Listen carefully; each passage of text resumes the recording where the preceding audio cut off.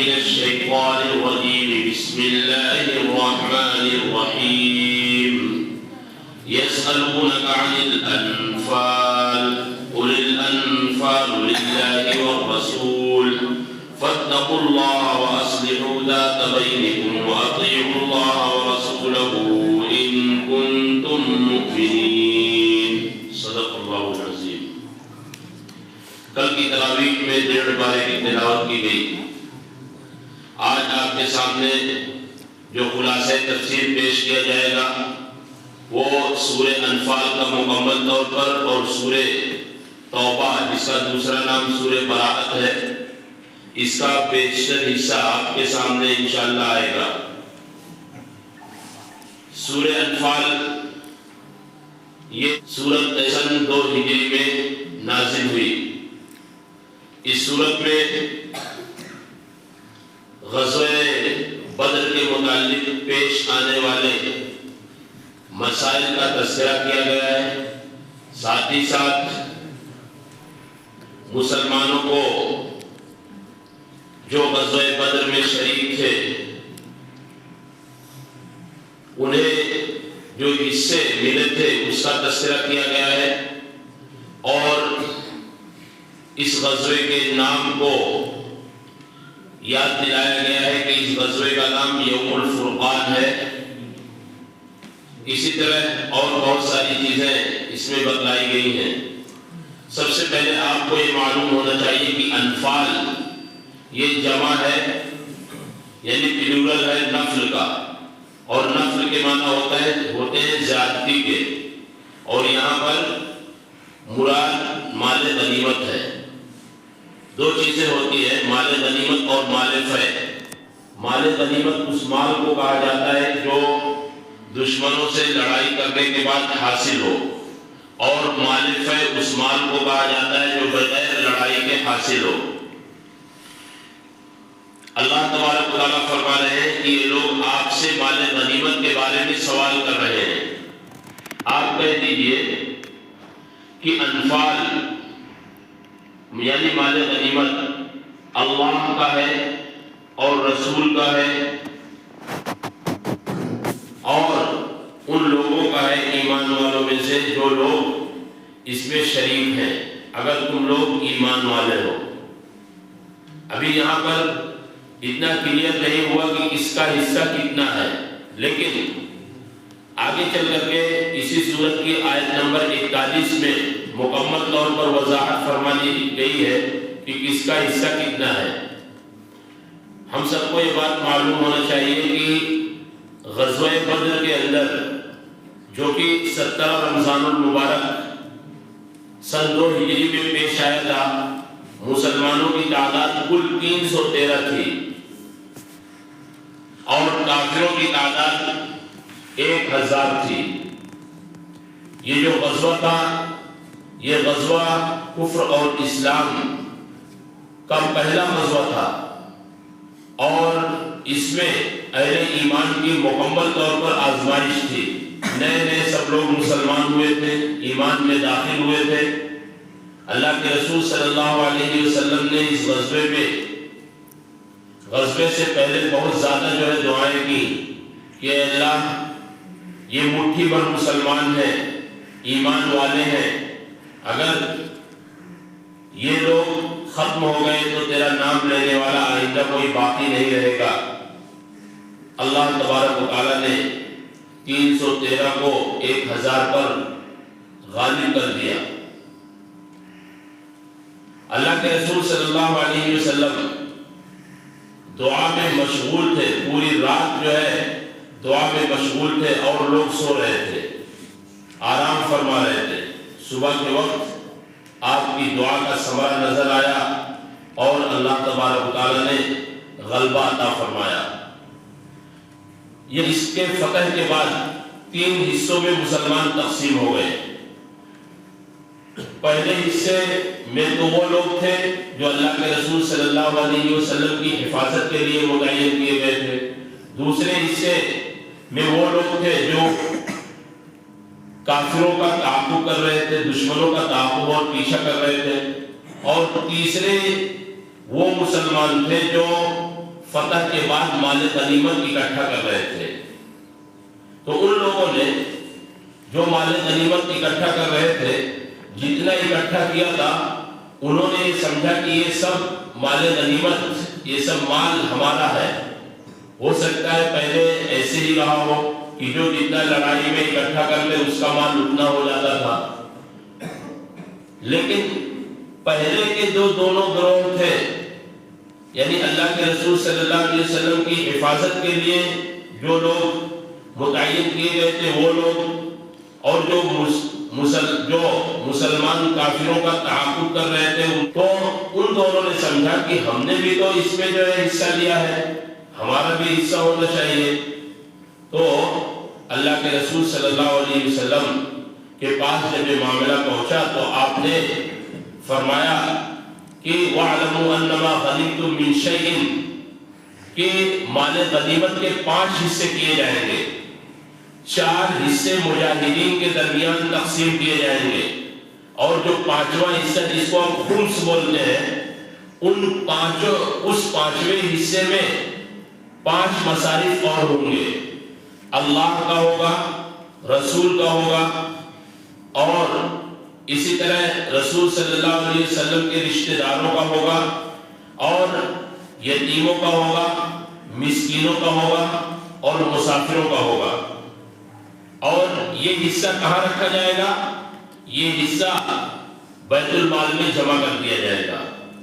تو اس طرح جو ہے مال غنیمت کو تقسیم کیا جائے گا۔ اس صورت میں یہ بات بتائی گئی ہے۔ اسی صورت کے اندر اللہ تبارک و تعالیٰ اہل ایمان سے فرما رہے ہیں کہ تم اللہ اور اس کے رسول کی اطاعت کرو، اور تم لوگ روگردانی مت کرو، یعنی بات ماننے سے انکار مت کرو۔ آگے اللہ تبارک و تعالیٰ نے ارشاد فرمایا کہ تمہارے مال اور تمہاری اولاد تمہارے لیے آزمائش اور فتنہ ہے، یعنی اگر وہ مال اور دولت کے جمع کرنے میں تمہیں اللہ اور اس کے رسول صلی اللہ علیہ وسلم کی فرما برداری سے دور کر دے رہے ہیں تو یہ تمہارے لیے آزمائش ہے، لیکن اگر یہ مال اور اولاد تمہیں اللہ تبارک و تعالیٰ کے احکامات اور رسول صلی اللہ علیہ وسلم کی تعلیمات سے دور نہیں کر رہے ہیں تو اس میں تمہارے لیے ثواب ہے۔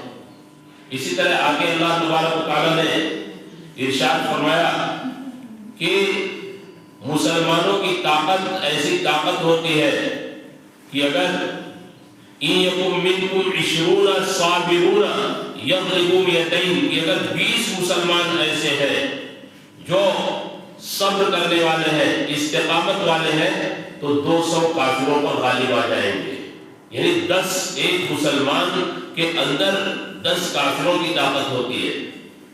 لیکن جب اللہ تبارک و تعالیٰ نے دیکھا کہ تھوڑا بہت ان کی ہمت کمزور ہو چکی ہے تو اللہ تبارک و تعالیٰ نے فرمایا کہ اب اگر 100 ہے تو 200 پر غالب آ جائیں گے، یعنی 8 گنا طاقت اب ختم کر کے یہ بتلا دیا کہ ابھی بھی اتنی طاقت باقی ہے کہ اگر 100 مسلمان ہیں تو 200 کافروں پر غالب آ جائیں گے، اور اگر 1000 مسلمان ہیں تو 2000 کافروں پر غالب آ جائیں گے۔ چنانچہ ہم دیکھتے ہیں غزوہ بدر میں ایسے ہی ہوا۔ اس کے بعد جو سورت ہے اس سورت کا نام سورۃ براءت ہے، اور اس سورت کا نام سورۃ توبہ بھی ہے۔ براءت اس لیے کہتے ہیں کیونکہ اس میں کافروں سے براءت کا اعلان کیا گیا ہے، اور توبہ اس لیے کہتے ہیں کیونکہ اس میں غزوہ تبوک میں پیچھے رہ جانے والے کچھ اہل ایمان تھے، کچھ صحابہ کرام تھے، ان کی توبہ اس میں قبول کی گئی ہے، اس لیے اس سورت کا دوسرا نام سورۃ توبہ ہے۔ اب جہاں تک رہی بات اس میں بسم اللہ کیوں نہیں ہے، یہ مین مسئلہ آتا ہے، تو غور سے سب لوگ سن لیں کہ سورۃ انفال اور سورۃ توبہ ان دونوں کے مضامین ایک دوسرے سے ملتے جلتے ہیں، اور جب ان دونوں کے مضامین، ان دونوں کے اندر بیان کی گئی باتیں ایک دوسرے سے ملتی جلتی ہیں تو دونوں صورتوں میں کوئی فرق نہ رہا، اور جب فرق نہیں رہا تو بسم اللہ کی کوئی ضرورت نہیں ہے۔ اور عام طور پر اللہ کے رسول صلی اللہ علیہ وسلم جب کوئی سورت کاتبین وحی سے، جو وحی لکھنے والے صحابہ کرام تھے، ان سے جب لکھواتے تھے تو شروع میں بسم اللہ لکھوا دیا کرتے تھے، لیکن آپ نے اس سورت کے شروع میں بسم اللہ نہیں لکھوایا۔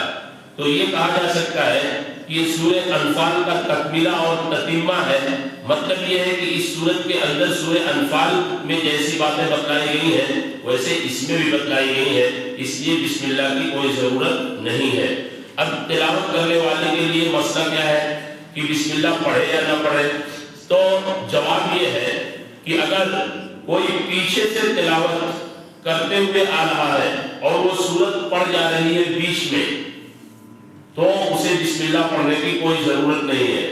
لیکن اگر وہ قرآن کی ابتدا ہی تلاوت کی اپنی ابتدا ہی کر رہا ہے سورہ براءت سورہ توبہ سے، تو اسے بسم اللہ پڑھنا چاہیے، کیونکہ اللہ تبارک و تعالیٰ فرماتے ہیں کہ جب تم قرآن کریم کی تلاوت شروع کرو فاستعذ باللہ من الشیطان الرجیم، تو تم شیطان مردود سے اللہ کی پناہ مانگ لیا کرو۔ اس لیے اگر کوئی یہاں سے تلاوت اسٹارٹ کرتا ہے تو اسے بسم اللہ پڑھنا چاہیے۔ اسی طرح اس سورت کے اندر اللہ تبارک و تعالیٰ نے منافقین کا تذکرہ کیا ہے اور پکے ایمان والوں کا بھی تذکرہ کیا ہے۔ اسی طرح اس سورت کے اندر اللہ تبارک و تعالیٰ نے رئیس المنافقین عبداللہ بن ابی بن سلول کی نماز جنازہ جو آپ نے پڑھا دی تھی، جب آپ نماز جنازہ پڑھانے کے لیے کھڑے ہوئے تھے تو اس وقت اللہ تبارک و تعالیٰ نے آپ کے تعلق سے جو فرمایا اس کو بیان کیا گیا۔ اللہ تبارک و تعالیٰ فرماتے ہیں ان تستغفر لہم، اگر آپ ان کے لیے استغفار کریں، اولا تستغفر لہم، یا آپ ان کے لیے استغفار نہ کریں، ان تستغفر لہم 70 مرۃ فلن یغفر اللہ لہم، اگر آپ ایسے منافقین کے لیے 70 سے زیادہ مرتبہ یا 70 مرتبہ استغفار کریں تب بھی اللہ تبارک و تعالیٰ ان کی بخشش نہیں فرمائیں گے۔